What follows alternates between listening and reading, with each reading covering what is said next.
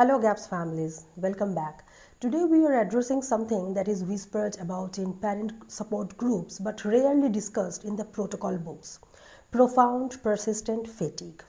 You may understand and realize why working on your own on GAPS turns out wasteful of time and efforts, bring frustration, and why working with a GAP certified practitioner and pre-customized GAPS diet plan as a guided roadmap is essential. If you want to follow GAPS diet for your autistic kids successfully, then stick around and we will talk about all of this.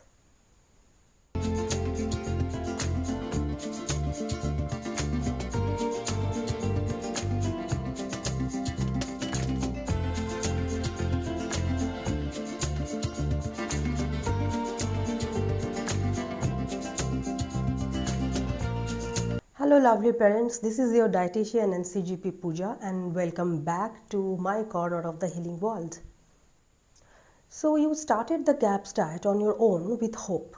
You endured the initial die-off, the temporary worsening of symptoms as pathogens released their toxins. You pushed through, expecting that soon your child would emerge with boundless energy, clear eyes and a calm nervous system.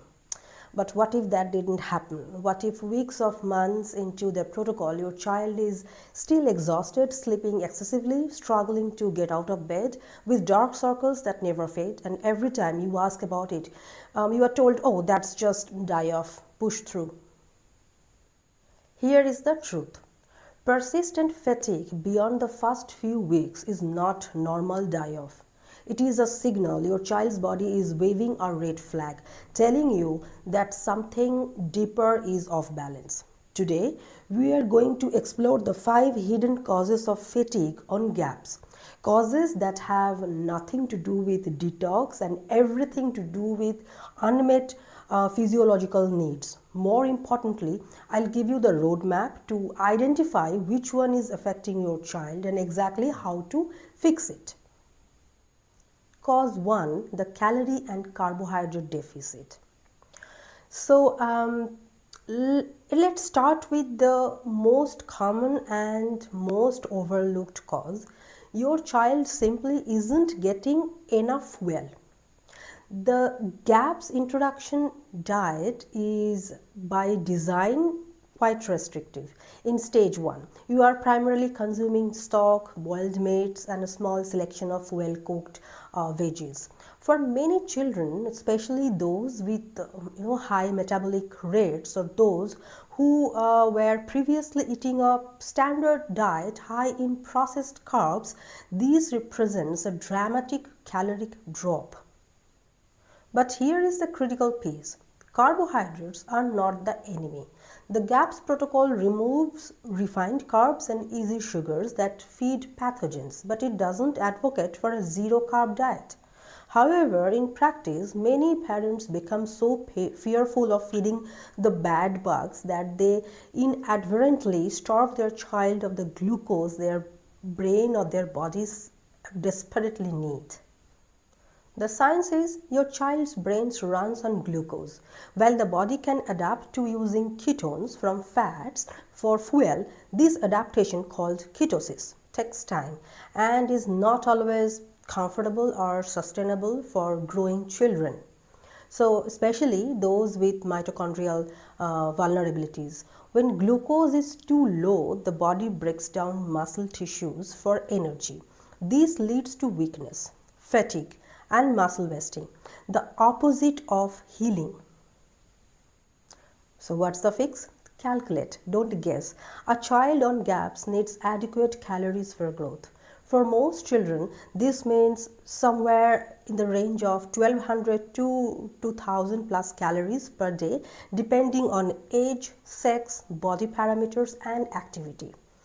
Incorporate GAPS legal carbohydrates, well-cooked squash, carrots, parsnips, ripe bananas in later stages, baked goods later stages, and raw honey provide safe, digestible glucose.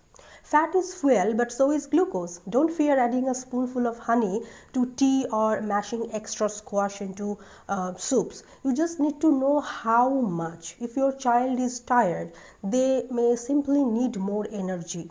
Period. Cause 2. Hidden infection and microbial overload. Now let's talk about the elephant in the room that not many GAPS practitioners don't address. What if the diet alone isn't enough to control the pathogenic overgrowth? The GAPS diet works by starving pathogens of their preferred fuels, sugars and refined carbs. But here's the uncomfortable truth. Some pathogens are tenacious. They can survive on minimal fuel, including the slowed off cells from your child's own intestinal lining. In cases of severe dysbiosis, small intestinal bacterial overgrowth, that is SIBO, or stubborn yeast overgrowth like Candida, the diet may reduce but not eliminate the whole problem.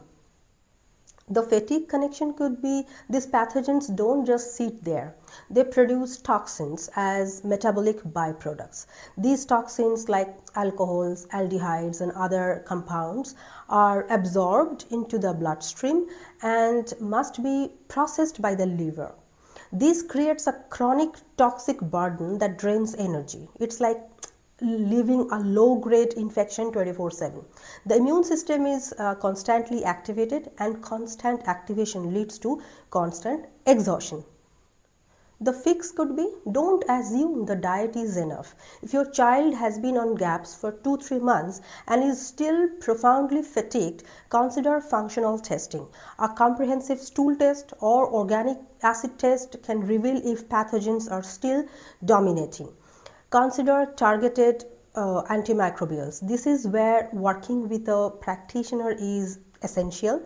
Herbal antimicrobials like oregano oil, grapefruit seed extract or uva ursi, when used strategically alongside the diet, can help tip the balance.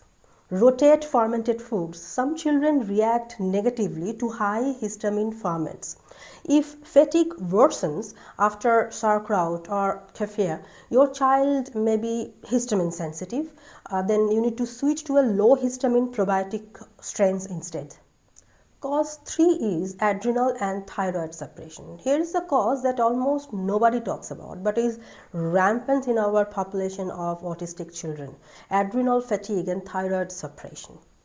So think about your child's history. Before GAPS, their body was likely in a state of chronic stress, dealing with food sensitivities, gut pain, sensory overload and inflammations. Other responses, this constant state of fight or flight puts immense pressure on the adrenal glands, which produce cortisol, our primary stress hormone. Now, when you start GAPS, you remove many inflammation triggers. This is good, but sometimes the removal of the emergency signal reveals that the adrenals are completely exhausted. They have been running on empty for so long that they can no longer produce adequate cortisol, even when the body needs it. Here goes the thyroid connection. The thyroid and adrenals are partners. When adrenals are exhausted, thyroid functions often down-regulates as a protective mechanism. The body says we don't have the energy for a high metabolic rate, and it slows everything down, including energy production. The signs are needing excessive sleep, 10-12 plus hours and still waking tired, cold hands and feet, low body temperature, difficulty getting up in the morning, cravings for salt and salty foods. These could be all the kind of signs and symptoms. The fix could be support, don't stimulate. Avoid adrenal stimulants like caffeine. Instead, focus on nourishment. Prioritize mineral intake. Adrenals and thyroid require specific minerals like sodium, potassium, magnesium, zinc and selenium. Meat stock is excellent, but consider adding Celtic sea salt to meals and ensuring adequate intake of mineral-rich foods. Consider gentle adrenal support. Under practitioner guidance, herbs like ashwagandha or licorice root in appropriate forms can support adrenal recovery. Test, don't just guess. Salivary cortisol testing can reveal if your child's adrenals are truly exhausted. Thyroid blood work like TSH, free T3, free T4 can identify suppressions. Cause 4, electrolyte imbalance. This fourth cause is incredibly common in early stages of gaps, yet it's rarely mentioned: electrolyte depletion. When you remove processed foods and significantly reduce carbohydrate, your body undergoes a shift in fluid balance too. Carbohydrates hold certain amount of water. When carbs are reduced, the body releases water as well, and along with that water, it excretes sodium, potassium, and magnesium. This is why many people on low carbs or ketogenic diets experience the keto flu: headache, fatigue, brain fog, and muscle cramps. It's not ketosis itself, it's electrolyte loss. Now, what's the GAPS connection with this? The GAPS introduction diet is even more restrictive than a standard low-carb diet. If you are not actively replenishing electrolytes, your child's cells are literally running on low battery. Every nerve signal, every muscle contraction, every heartbeat requires electrolyte. When they are depleted, everything slows down. What's the fix? Salt the food liberally. Use high quality sea salts or Himalayan pink salts. Don't fear salt on gaps. It's essential. Incorporate high potassium foods like avocado from stage 3 onwards. Cooked spinach, meat stocks are excellent sources. Consider magnesium supplementation. Magnesium is crucial and very critical for energy production and is often deficient for our children. Topical magnesium spray or Epsom salt baths can bypass the digestive system entirely.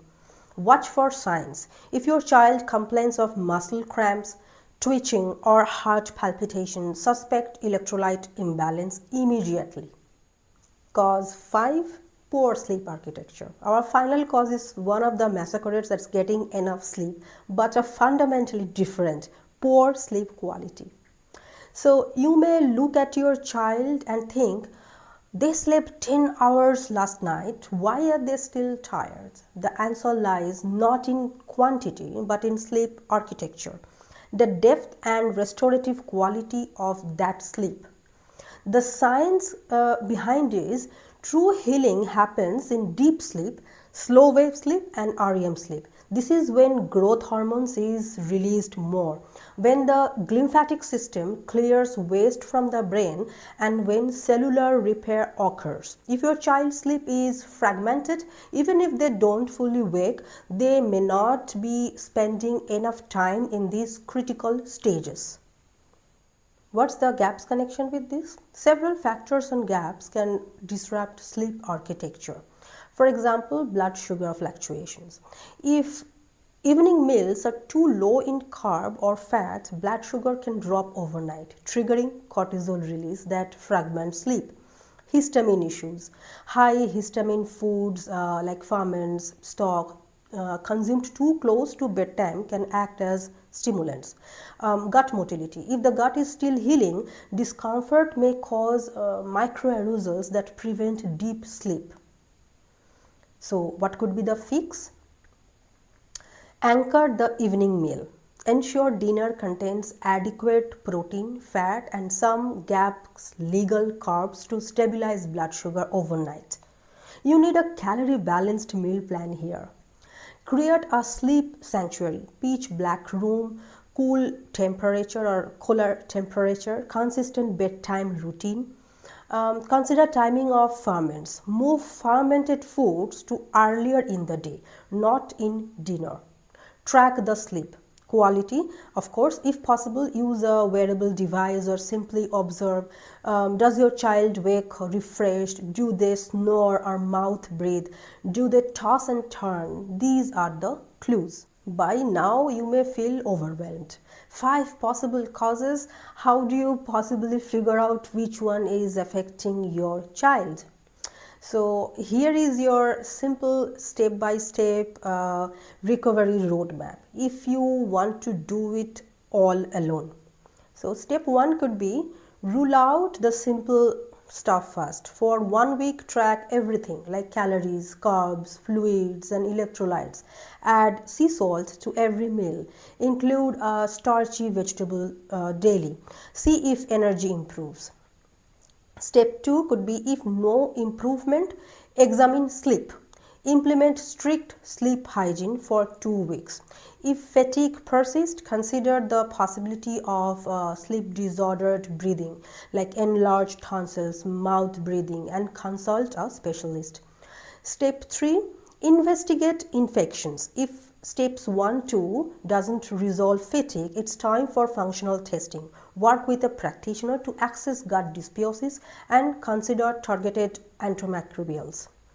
Step 4 could be support the adrenals and thyroid. This is often the deepest layer. Mineral support, stress reduction, and possibly adaptogenic herbs under guidance. Remember, fatigue is not a character flaw or a failure of will. It's a psychological or physiological signal. Your job is not to push through, but to listen, investigate, and address the root cause. When we talk about healing on the GAPS protocol, we often focus on symptoms disappearing, of course, like less diarrhea, fewer rashes, calmer behavior. But true healing is also marked by what appears like energy, sparkle, engagement, and joy. If your child is still exhausted months into GAPS, don't accept die-off as an answer. You are not doing anything wrong. You are simply being called to go deeper to understand your child's unique biochemistry and address the layers beneath the surface. And that's what I always say. Start with calories, check electrolytes, investigate infections, support the adrenals, fix the sleep. And as you address each layer, you will see not just the fatigue lift, but the real child beneath emerge, bright-eyed, energized, and ready to engage with the world. We have got this. I'm here to help you figure it out one layer at a time. So if this resonates with you anywhere, then please share this video with another parent who needs to see it. Give it a thumbs up and subscribe for more content that empowers you on this journey. If you need more clarity about the GAPS diet process and need a hand-holding step-by-step guidance along with the customized meal plan targeted only to your kids' progress, then go ahead and book a free one-on-one coaching session. If you like to grab one, link is given below. Follow me on my Instagram for more short and visual informations. My Instagram ID is given in the description box below as well. I make new videos every week on how beneficial GAPS diet could be for autistic kids with additional nutritional health approach and easy, sustainable, healthy living. Thank you for joining today, and see you next in some video. Till then, bye bye.